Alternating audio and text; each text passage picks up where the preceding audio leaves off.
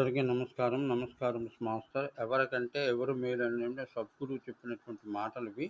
ఉపాధ్యాయాన్ దశాచార్య ఆచార్యాణం సహస్రంతు పితॄన్ మాతా సతసి గౌరవాణా తిరుచ్యతే.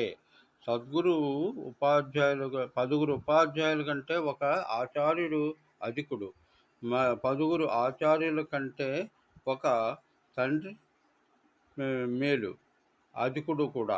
1000 మంది తండ్రుల కంటే ఒక తల్లి గౌరవం అధికారురాలు కూడా.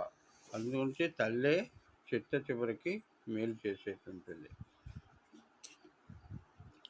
Kindly subscribe the channel. అంటే ఉపాధ్యాయుడికి ఆచార్యుడికి ఎంత తేడా ఉందో ఇంకో వీడియోలో తెలియజేస్తాను.